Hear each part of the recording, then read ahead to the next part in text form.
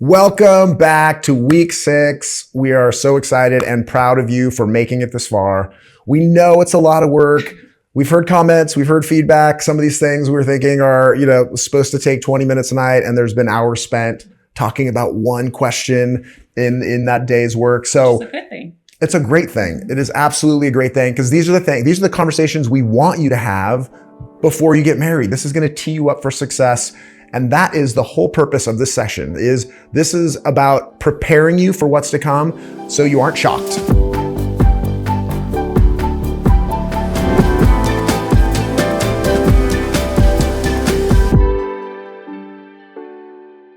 So we're going to start off with engaged because that's a fun section, and it's the one that you probably are all watching this and they're engaged. Yeah. And so we're going to talk through the things that that are common in this stage of your relationship. Which reminds me of a personal story, and that is, it's kind of, there's some negative, but there's some positive. And this was when my first marriage, sadly, broke down, and it was a very, very difficult time for me. And when you're in those moments of crisis, you have different ways to respond. And mine was, I decided to torture myself physically and try and do extreme things with my body. And that took a number of forms, Ironman. It took in running a marathon. I ended up running Boston Marathon. And, when you're doing these extreme things to your body, knowing where the greatest stressing points are, it changes how you react to it mentally. Because a big part of doing things, marriage included, is a mental exercise. And so knowing where the hills are, knowing where I'm going to be low nutritionally allowed me to prepare so that when I hit that aspect or that time in the race, it didn't shock me mentally. I was able to mentally be prepared and go into that and accomplish the things at hand. So it's like marriage training is what they're doing? Yes, it's marriage training. That's so good. So the beautiful part about engaged is it's a special time. It's a fun time. You are running very high on emotion. I mean, what was your favorite part about being engaged? Well, I am right-handed, but I all of a sudden became very left-handed at doing everything. No, I'm just kidding. Every girl loves getting their sparkly ring on their finger as a fun part of the engagement. But I think it was something that we had built up that I was so looking forward to, getting married to you, that it was just the whole excitement of the engagement process, I think, was just the most fun. Yeah. It's a super special time as you're planning your wedding and dealing with all the moving parts there. So let's get into some specifics. So one of the things that can occur in when you're in this engaged state, and particularly depending on your past, dating and relationship experiences, there can be those moments where you start to have doubts, where you can start to question, is this the right person for me? Do they have all the qualities that I need and expect to have in a lifelong relationship?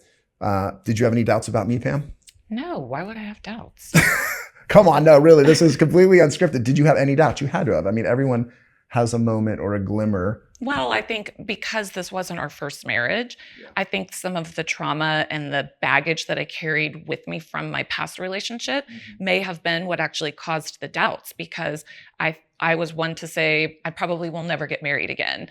And so it was really surprising when God brought you into my life, and you actually had the 3 for 3 that we talked about in session 1. I think I was just shocked that I was lucky enough to contemplate marriage again, and that you fulfilled what I was hoping that I would get, but not quite sure if I was going to. So maybe that's where the doubts were. Yeah. And that's, even if you haven't been married before, you have probably had romantic relationships. And so we all bring a little bit of history that can, for the purpose of self-preservation, for protecting our hearts, that we are careful and cautious. And that's okay. And that's a way God designed us to take care of ourselves.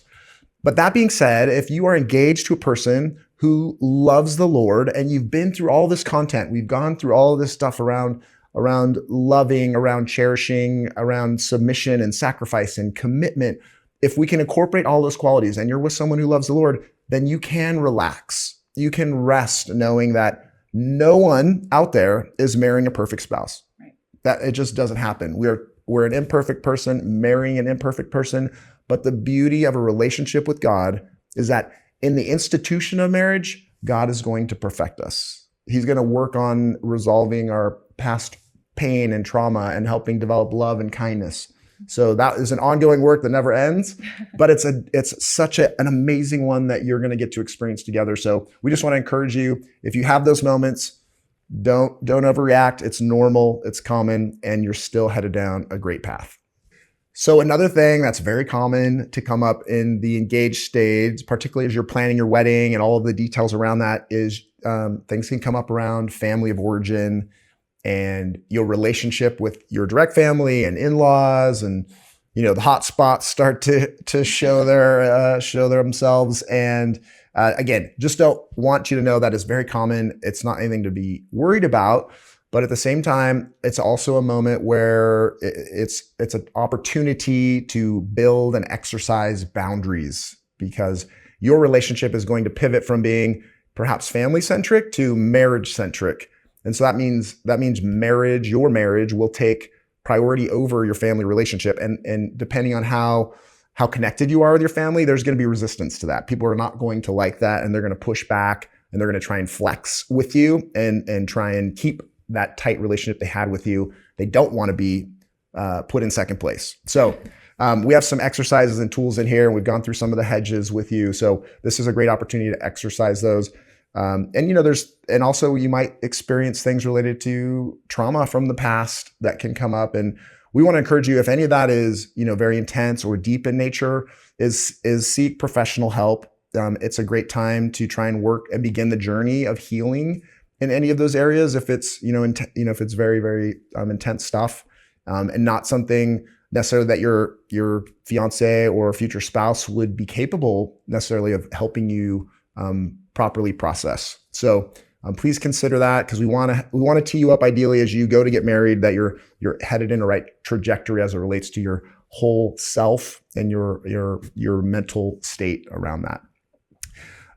Pamela, I know when we got married, there were some things related to, family and other things that popped up, and that was kind of some hurting stuff. Yeah, I think anytime that you two become one, and they say you leave and cleave your family, which some people, like you said, have really great family dynamics, and they're very excited about you becoming one. They love your fiance, everybody gets along, it's just bigger, happy family.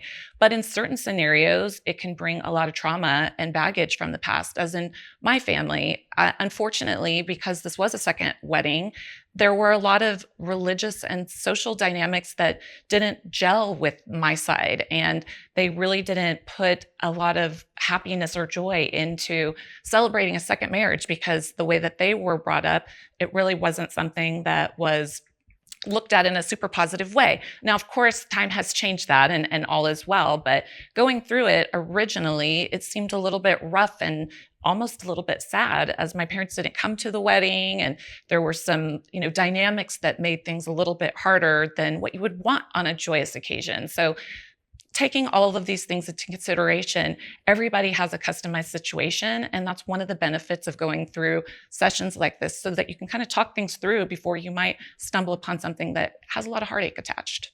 Yeah. We live in a real world. You're going to have, family dynamics. It's okay.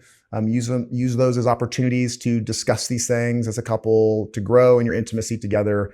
And so we're going to wrap things up and send you off into the material. We have a great exercise that will help you dig a little bit deeper into, creating a financial plan and thinking through the finances in your marriage. It sounds boring. It sounds kind of lame, we know, but finance, yes. Yeah. And when you're planning a wedding, it's easy to get caught and sucked into, spending maybe more money than you should, or doing something more extravagant that is going to be a super special, beautiful day, but is going to leave you with financial strain and stress. If we can set you off with a strong financial strategy that you're aligned with, it's going to tee you up to have much greater success and less stress in that area of your marriage. So enjoy the exercise, and we'll see you tomorrow.